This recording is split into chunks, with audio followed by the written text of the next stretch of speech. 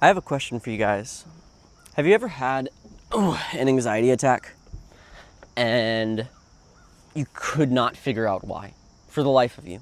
So as you scramble for answers and you try to look and you try to figure out why, you get more anxious because you can't figure out why. And so you keep scrambling more frantically trying to find them, and it just continues to get worse and worse. For some of you, it might have been so relatable that you even feel a little bit of anxiousness right now. I can remember back in my anxious prime, back in October through January, so many days where I would be curled up in fetal position, hyperventilating and feeling all of the anxiety and just trying to figure out why. Why am I feeling this? What is causing this? And it felt like at the time like I was just in space. And what I mean by that is like there wasn't anything that I could push off of to move in a direction. If I did nothing, I stayed anxious. If I tried to do something, I became more anxious. And that's where hopelessness set in. And so there's a certain topic that we'll be addressing today that I think is the way out of that. Now, today's topic is going to be cultivating how to be a curious observer. This video is going to be very application heavy, so get your notebooks out, get your coffee ready, because we're going to hit it. When overwhelm hits, when those walls start to close in, when your chest starts to tighten, this is better than the box breathing, this is better than the water splashing, this is better than the vagus nerve stimulation, because this is a tool that is actually going to allow you and me to find freedom. So you want to be free? Let's dig into it. Imagine like the really cool intro right now with explosions and titles and... Okay, sweet.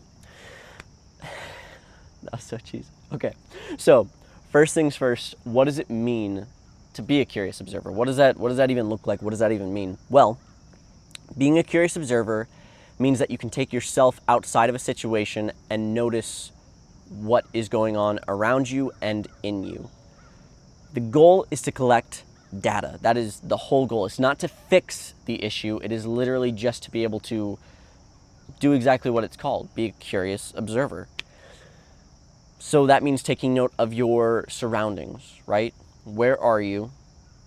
How do you feel in this environment? Who are the people around you? Do you feel comfortable around them? Uncomfortable around them? How do you feel about yourself? So mentally, do you feel panicked? Do you feel overwhelmed? Or do you feel calm? Physically, are you tense? Are you tightening up? Or are you relaxed? Emotionally, is it just everywhere and your emotions feel like tidal waves just slamming you into wall after wall? Or do you feel maybe nothing? Or maybe you just feel chill? Asking these questions is so important. Now, what being a curious observer isn't, is it's not emotional suppression. You're not shoving down your emotions and saying, all right, take 5, we're going to figure out what's happening. No. I made that mistake so many times. It's not how this works. Because you need to allow those emotions to flow in order to be able to get an accurate assessment of what the fluff is going on. And so, it's not emotional suppression. It is simply just being able to kind of take yourself out of that situation and with genuine curiosity, ask, what could be the reasons I'm feeling this way? So practical application, how do I do it, right? First things first, and this isn't even step 1, this is just like the precursor, you have to get rid of judgment. Replace your judgment with grace. I can remember, this is embarrassing, so don't go tell anyone. But I can remember during my mental health crisis prime in like October to January, many of the days where I would be stuck on the couch, like almost catatonic, my brother would come up to me, which is just a testament to how awesome he is. My whole family's epic, but I distinctly remember this. He would come up to me and he'd ask if I just wanted to play some video games with him, which was awesome of him because playing video games with me at that time was like playing video games with a brick. But I can remember him doing that. And I can remember it was some of the only times during that I actually felt happy in any way. But there was one game, if you've played it before, you'll know what I mean, and it's called Dragon Ball FighterZ. And by golly, this game is, if you get stuck in a combo in this game, you're there for life. You're never leaving it. And so, my brother is incredible at games. He has his own channel. Highly recommend checking it out. He does a lot of really cool Minecraft content, and he's insane. He's awesome. So check him out. But during this time, my brother is very good at this game. I would say like 37-0 type good at this game. And I remember during one of these times we were playing, this happened almost every time, to the point where Josh kind of stopped playing this game with me because he knew how I'd react. But by game like 10 of losing, I would explode. Anger, I would just get super tense. I would smash the remote. I would yell, curse, all of the things. I would lose it. And then in that anger, I would get so angry at the fact that I was angry about something so stupid that it just made it worse. To the point where all of the self-harm and suicidal thoughts that were already there, that I was already struggling with, just became even more prominent.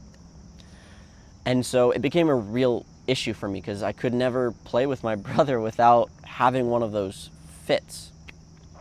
And so eventually, after going through all of the stuff, getting out of the hospital, being given a little bit more kind of tools to use, I tried using being a curious observer. And so in that time, I learned that I had to get rid of judgment. I had to get rid of that part of me that said, and we've all experienced this, but when we do something stupid or we say something stupid, we have that part of us that immediately comes in with shame. It immediately comes in with guilt and judgment, and it says, "Man, you're so stupid. Why would you say that? Why would you do that? This is a game. Why are you being such an idiot?"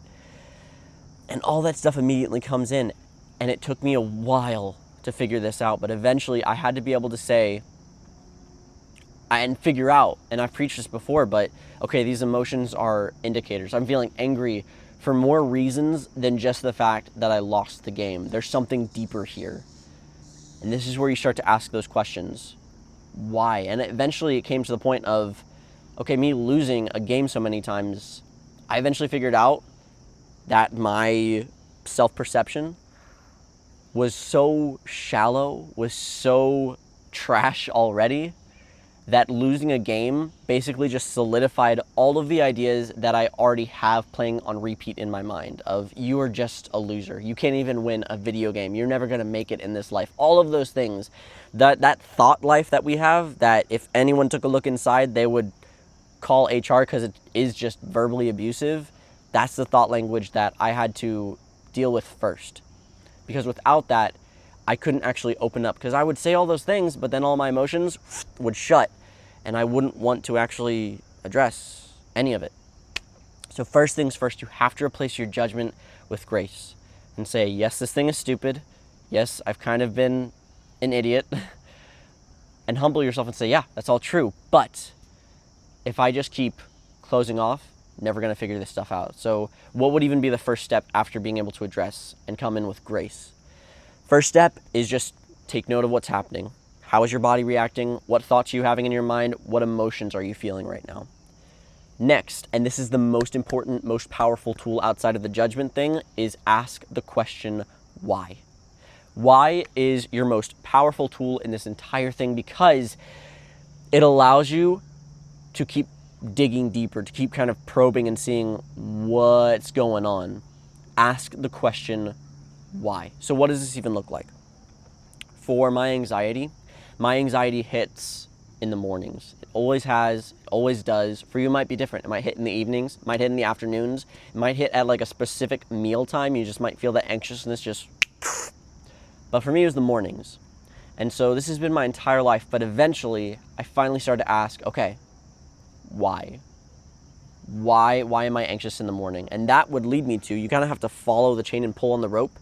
And with this, you kind of have to just throw spaghetti and random theories at the wall until you feel something click and you feel it resonate, and you will.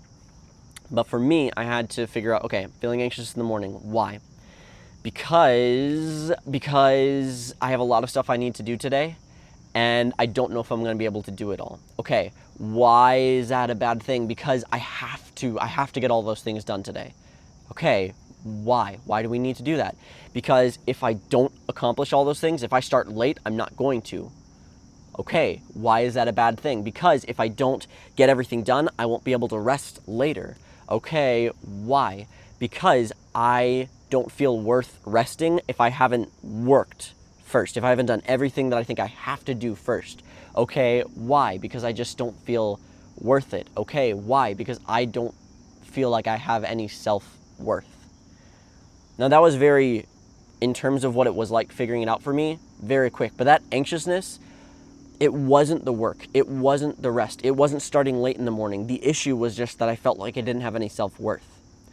But that issue has been stuck for so long that it masks itself in all of these other things that I think I have the main issue with. I didn't have to cure the anxiety. I didn't have to start earlier in the day.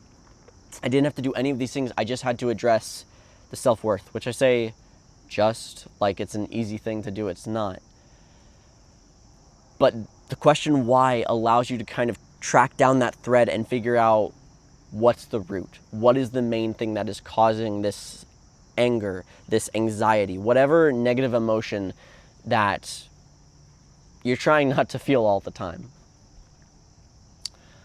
So in those moments, when you're asking why, take note of everything. Everything that seems like it's related, everything that doesn't seem like it's related. Open up your notes app and just write down everything that you're finding.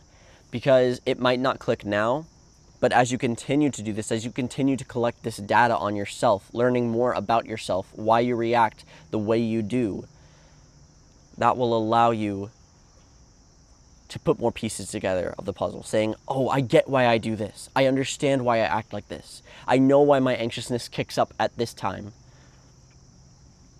Take it or leave it, but this is all the stuff that has been incredibly helpful for me. And it's going to feel discouraging. It's going to take time. It's going to feel like you're just chucking spaghetti at walls, and it's going to feel like you're getting nowhere sometimes. But if you're able to create a flowable chain, a followable chain, and I'll actually put up a picture right now, but a picture of, you can get a journal and just starting with anxiety, circle it and make lines to something else saying, okay, these are the things, possible connections of why I feel this. And then continue to just make that like tree, make that whole connection until there's nothing else that you can bring it to anymore. And it will usually, I guarantee you, it'll usually come back to something of self-worth. It'll come back to, for me, okay, I end with, I don't feel like I have any self-worth unless I work for it. Why? For me, the events of past that I can draw that back to, because there is something in your past, I promise you, there's something that cultivates the way that you think. For me, it was being molested as a kid. And the way that it worked was very much, I do something for this person, and in return, I get affection. That's something that, as long as I can remember, that's always been one of those things that as a kid, I always just thought was, oh, this is just the way things are. I just have to work to achieve worth. No, no, that's not how it works. But it wasn't until I started pulling on that thread that I was able to find those things. And that's what being a curious observer enables you to do. Once you start getting to those more nitty-gritty places, those places of trauma, those places of the past, it's going to start to hurt. Don't be scared by the pain, because it will hurt, but I promise you there is freedom on the other side of it. And don't do it alone. Because if I tried to do any of this alone, I know I wouldn't be here. I wouldn't.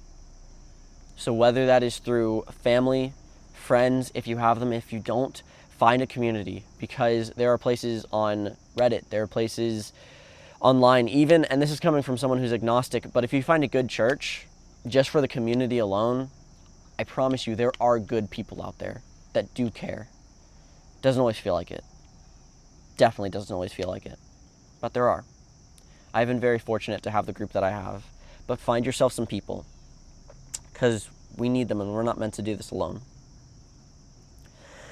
That's everything I have to say on being a curious observer. If you guys enjoyed this content, if you enjoyed this conversation, awesome. Let me know in the comments. But also, I ask and a request, you don't have to share this video with anyone else. You don't have to recommend someone to my channel. But what I do ask, take these conversations, take these stories, take your own stories and share them. Be honest, vulnerable with other people, not to everyone.